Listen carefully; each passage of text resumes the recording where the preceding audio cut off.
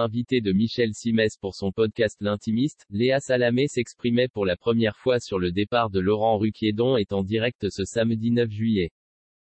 En juin dernier, Laurent Ruquier annonçait une triste nouvelle aux téléspectateurs dont est en direct.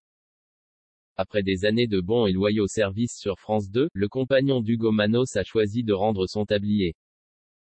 Je n'ai jamais réussi à en faire complètement ce que je voulais, de l'émission, NDLR, à cause de la pandémie.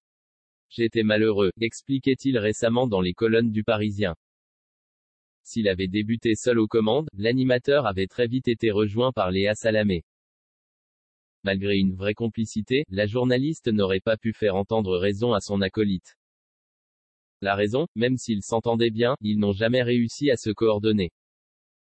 J'ai rapidement compris que c'était très compliqué d'animer un talk-show à deux, ajoutait Laurent Ruquier.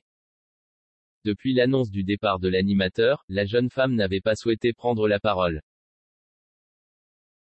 Aujourd'hui, elle sort enfin du silence. Invitée de Michel Simès pour son podcast L'Intimiste, Léa Salamé s'est exprimée pour la première fois sur le départ de son partenaire ce samedi 9 juillet.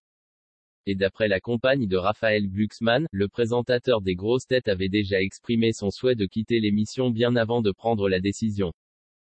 Je pense que je vais arrêter. Je ne suis pas heureux, aurait-il lâché. Question de producteur, il semblait impossible de faire l'émission qu'il avait envie de faire.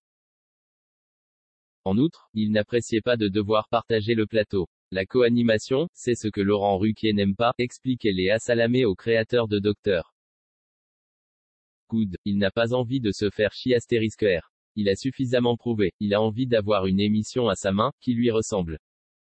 Pas forcément de partager, d'attendre que Léa fasse son interview de Michel Simès pour ensuite envoyer l'interview avec Gad Elmaleh, ajoutait la principale concernée avant de poursuivre. Mais ce qui est amusant, à l'origine, la coprésentation, c'est lui qui en avait eu l'idée. Il y a 3 ans. Une idée qu'il a très vite regrettée. Je t'adorais comme chroniqueuse, mais, partagée en coprésentatrice, ça me frustre, aurait-il confié à sa consoeur.